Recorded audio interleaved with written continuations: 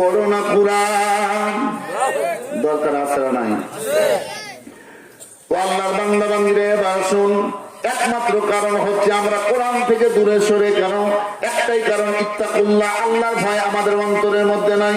ইত্তাকুল্লাহ, আল্লাহর ভয়। তাহলে আমরা ভয় করব কাকে? জোরে বলতে হবে, ভয় করব কাকে? একটু জোরে বলুন আল্লাহ। আরো জোরে আল্লাহ। শরীরের মধ্যে যত শক্তি আছে সমস্ত শক্তি ছেড়ে দিয়ে বলুন আল্লাহ। আল্লাহু আকবার। আরো জোরে আল্লাহু আকবার। ডাকলে মা খুশি হয়, আমার আল্লাহকে ডাকলে আমার আল্লাহ খুশি হয়। ও আল্লাহর বান্দা বান্দীরা, তাহলে আল্লাহকে যদি রাজি খুশি করতে পারেন, ইন্নাল্লাযীনা আমানু ওয়া আমিলুস সালিহাত সায়াজআলু লাকুমুর রাহমানু উদ্দা, আমার আল্লাহ পাক রব্বুল আলামিন আমাদের নামটাকে তার বন্ধুর খাতায় লিপিবদ্ধ করে দিয়ে হাসরের ময়দানে আমার আল্লাহ ডাক দিবেন, ও আমার ফেরেশতারা অমুক ব্যক্তি অমুক নাম, আব্দুর রহমান, আব্দুল্লাহ, আব্দুর রাজ্জাক, আব্দুল সাত্তার, এরকম ভাবে নাম ধরে ধরে বলবেন, আর বলবেন সে হচ্ছে আমার বন্ধু। সাহাবী বলবেন আপনার, ফেরেশতারা বলবেন আল্লাহ কেমনে আপনার বন্ধু?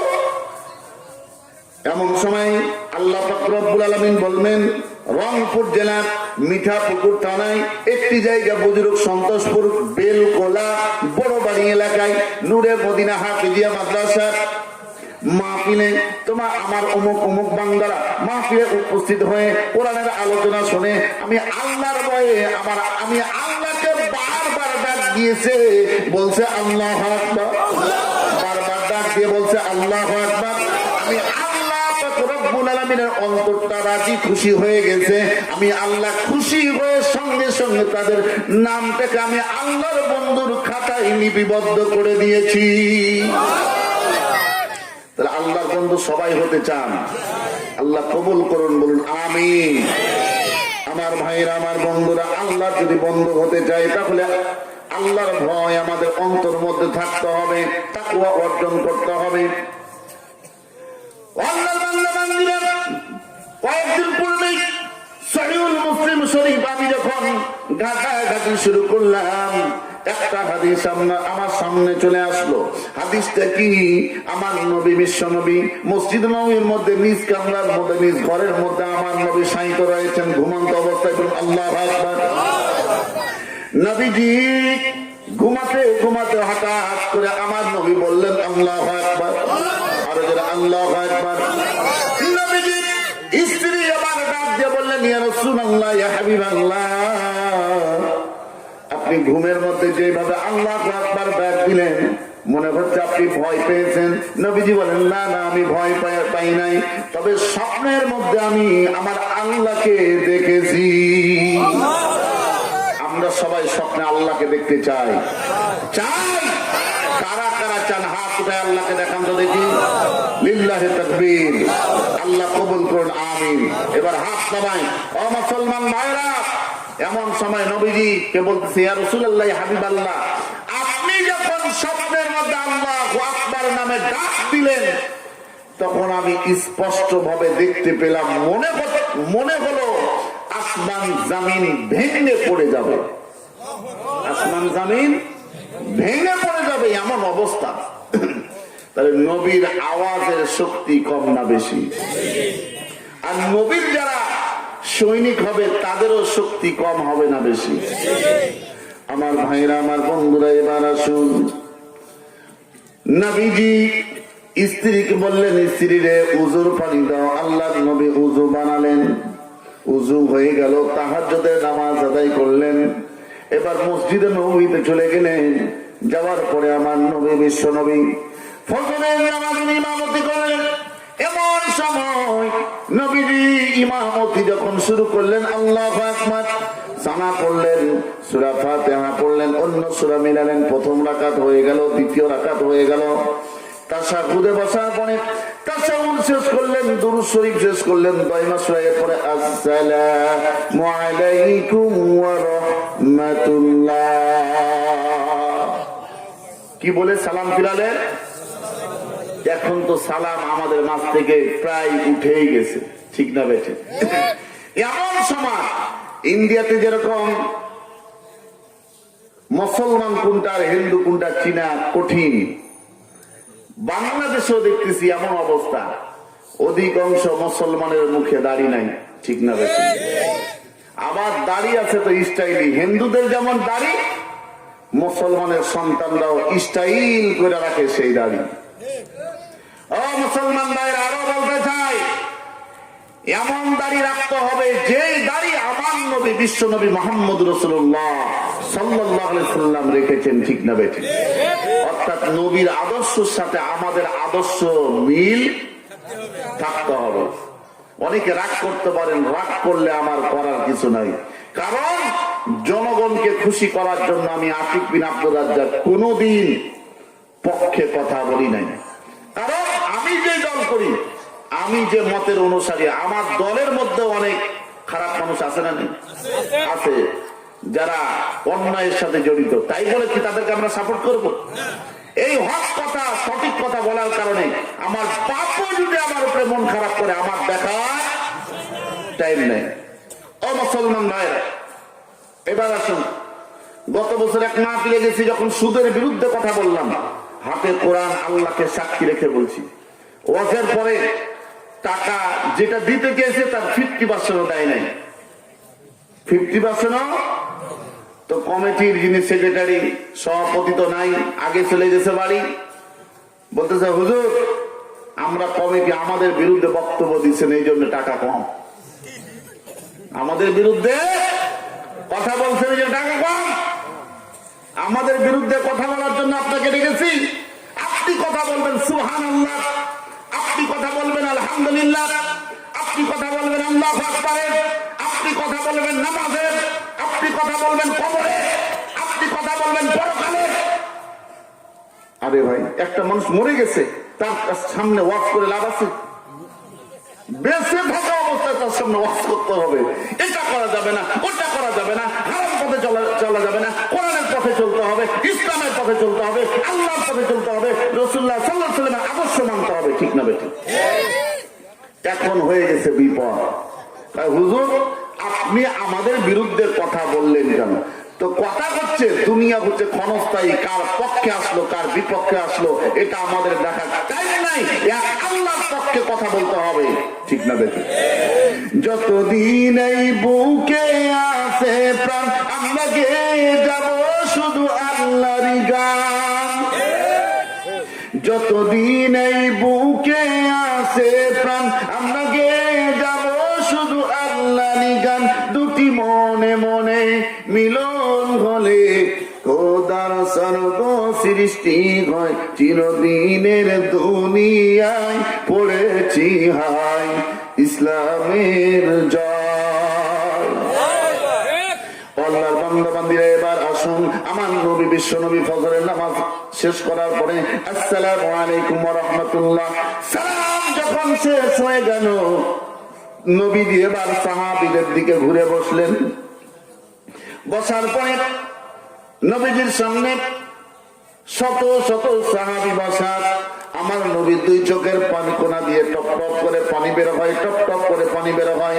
এবার সাহাবীরা বলেন, এ রাসূলুল্লাহ, ইয়া হাবিবাল্লাহ, আপনি কাঁদেন কেন, কাঁদেন কেন? আমার নবী বলেন, আমি এই জন্য কাঁদি, রাত্রিবেলা আমি স্বপ্ন দেখলাম। কেমন স্বপ্ন দেখলেন ইয়া রাসূলুল্লাহ? নবীজি বলেন, আমি আল্লাহকে আমি স্বপ্ন দেখেছি। এটা যেমন তেমন কথা বাড়ি, আল্লাহকে আমি স্বপ্ন দেখেছি। আমরা দেখতে চাই না? নবীজি বলেন, শুধু তাই নয়, আল্লাহর প্রেমে মাতোয়ারা আমি স্বপ্নে দেখলাম আমি কাবা ঘর আমি তপ করতেছি। সাহাবীরা বলেন, ইয়া রাসূলুল্লাহ, ইয়া হাবিবাল্লাহ, তখন আর দেরি করা যাবে না, এই মুহূর্তে আমরা কাবা ঘর তপ করার জন্য যেতে চাই। আল্লাহর নবীর সামনে 1400 জন সাহাবী, সমস্ত সাহাবী এক বাক্যে বললেন, ইয়া রাসূলুল্লাহ, ইয়া হাবিবাল্লাহ, আর দেরি নয়, আমরা এই মুহূর্তে যেতে চাই।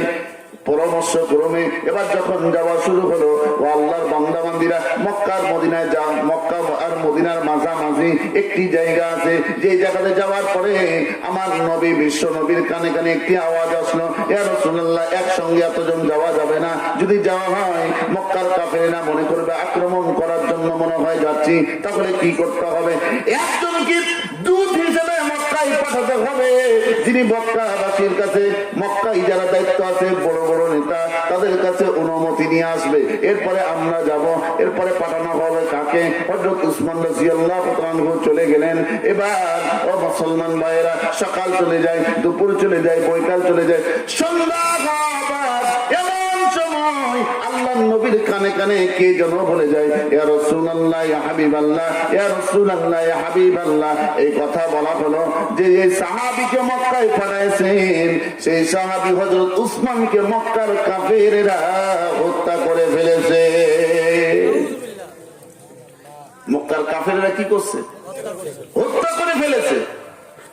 এই সংবাদ যখন আমার নবীর কানে কানে যখন চলে আসলো, যদিও এই তত্ত্বটা সত্য ছিল না, আমার নবী বিশ্ব নবী বললেন, সাহাবীরা রে, এরকম তথ্য আমরা পেলাম।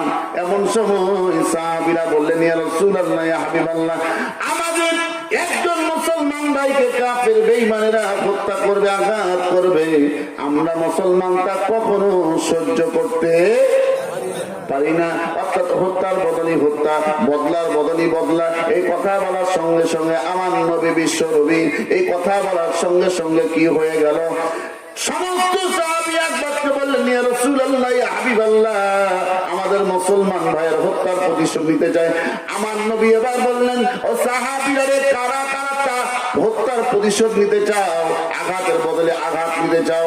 নবীজি দুই হাত বাড়ায় দিলেন। 14-17 জন সাহাবী এক বাক্যে হাত বাড়ায় বললেন, ইয়া রাসূলুল্লাহ, ইয়া হাবিবাল্লাহ, আমরা একমত সবাই আমাদের মুসলমান ভাইয়ের হত্যার প্রতিশোধ নিতে চাই। আল্লাহ পাক রব্বুল আলামিন সঙ্গে সঙ্গে খুশি হয়ে আল্লাহ তাআলা সূরা আল ফাতহের 2টি আয়াত নাযিল করে দিলেন। সূরা আল ফাতহের 10 নম্বর আয়াত এবং 18 নম্বর আয়াত আমার আল্লাহ জানায় দিলেন, ইন্নাল্লাযীনা ইউবাইয়ুনাকা ইউবাইয়ুনাল্লাহ, নিশ্চয় আপনারা যে মুসলমানেরা বাইয়াত গ্রহণ করেছে তাদের জন্য আমার আল্লাহ তাআলা রাজি খুশি হয়ে গেছে।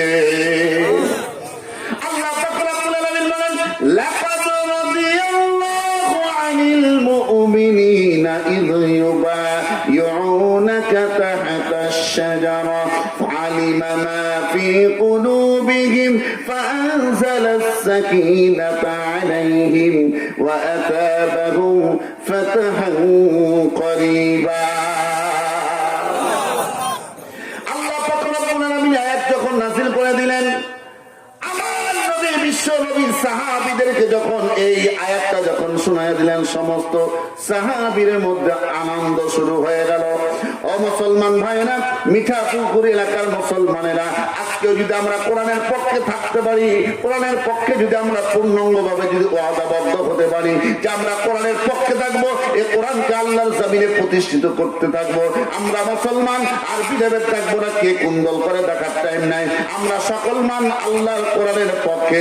আজকে আমরা ওয়াদাবদ্ধ হওয়ার জন্য আজকে আমাদের ওয়াদাবদ্ধ হতে হবে। কারা কারা এই কোরআনের পক্ষে থেকে কোরআনের পক্ষে কাজ করার জন্য আমরা সকলে একমত? দুই হাত উঠে আমার আল্লাহকে দেখায় দেই।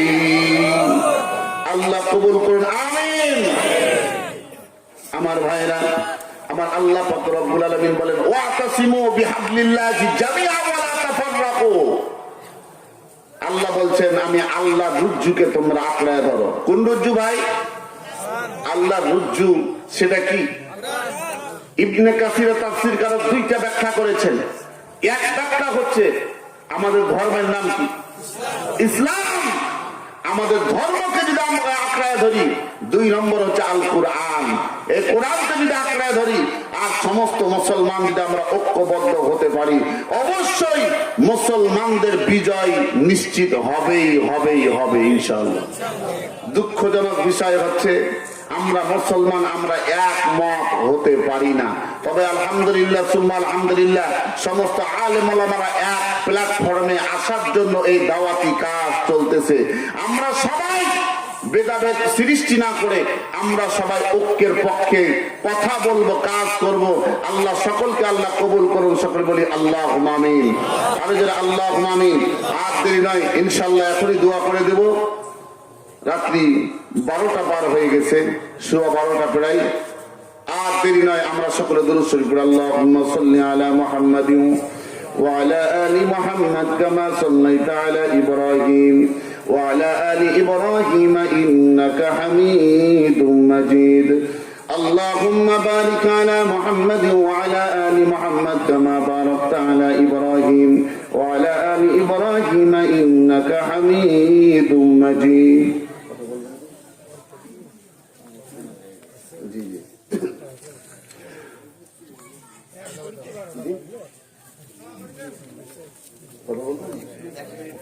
যে সভাপতি সাহেব 2 মিনিট কথা বলবেন, আমরা কেউ উঠবেন না ইনশাআল্লাহ, এরপর আমি দোয়া করবো।